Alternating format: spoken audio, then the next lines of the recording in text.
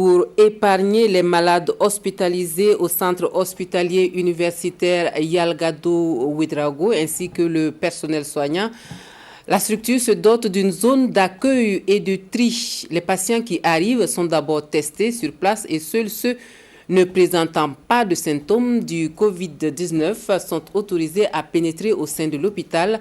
Les cas confirmés sont conduits dans des centres de prise en charge. Nous découvrons l'espace avec Ismaël Diloma Sirima.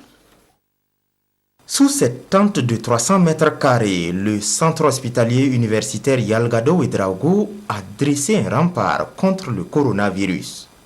Il s'agit de la zone d'accueil et de tri, le premier point de transit de tout patient qui entre dans ces lieux. Dès l'arrivée du patient, il y a une équipe de médecins qui vient automatiquement à son chevet. Leur mission est de prendre au préalable la température corporelle du malade et ensuite de l'examiner pour s'assurer qu'il ne présente pas les signes de la maladie à coronavirus. Quand le patient arrive, il va directement dans un service, imaginons les services d'urgence, et dès qu'il y a quelques signes du Covid, ça crée déjà un peu la psychose. Donc nous avons réfléchi, nous avons dit, il faut créer un centre de tri. En fait, c'est un centre d'accueil et de tri où le patient vient là-bas et bénéficie de la première évaluation qu'on doit pouvoir faire à un patient qui vient à l'hôpital et s'assurer qu'on peut minimiser les risques de transférer le patient directement dans les services où il est concerné. Après les examens d'usage, ces deux patients sont autorisés à se rendre aux urgences médicales et aux urgences viscérales pour la prise en charge. Si l'un d'eux avait présenté les symptômes du Covid-19, l'équipe de la zone d'accueil et de tri aurait déclenché une procédure particulière.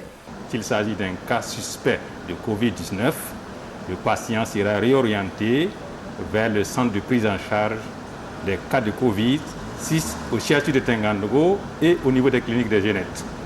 En cas de non-disponibilité de place à ce niveau, le service des maladies infectieuses se charge de garder ces patients suspects jusqu'à qu'il y ait la place au niveau des centres de prise en charge. Au niveau de la zone d'accueil et de tri, à chaque fois que l'équipe reçoit un patient, il y a le souci de tout désinfecter juste après.